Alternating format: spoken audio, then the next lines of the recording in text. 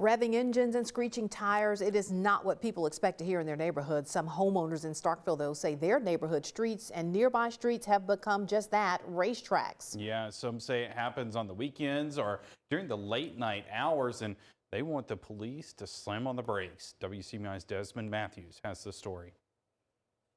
At the end of the day, from the enforcement standpoint, we're going to do everything we can to ensure that people don't put other lives in jeopardy. Starkville Police Chief Mark Ballard said this is not a new problem. He says complaints of cars racing on city streets had slowed down, but have begun to pick up again. As we're coming off the winter and coming into warmer weather, we're seeing the crowds pick up.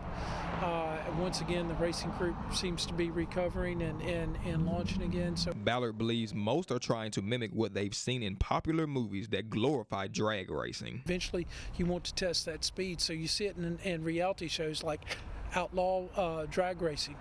You see it in Fast and Furious. Look at statistically at the numbers of deaths that went across nationally after the release of Fast and Furious. So it is a culture that embraces speed. Chief Ballard feels most racing is on highways, but one Starkville resident says he hears racing on roads like these. I almost hear it every night, actually. I wouldn't say it's at a consistent time every night. It's very loud, and I'm hearing it from inside my house. Mike Sanderson said he worries about someone getting hurt, either the driver or an innocent bystander. There's a lot of young children, young adults, and even elderly out here. It would be a shame if, something like this continued to occur and more people got hurt as a result. Ballard says his officers are keeping an eye out for the fast cars and have a plan in place to slow them down. We've issued as many as 4 racing tickets, 67 careless driving and reckless related citations. Bringing in motorcycles.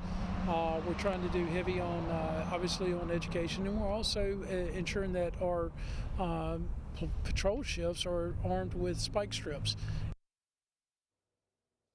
Now, when racing actually happens is probably better known than when it doesn't, but Ballard says he and his staff are on it, are ready to cease racing in town, and if you see it, report it.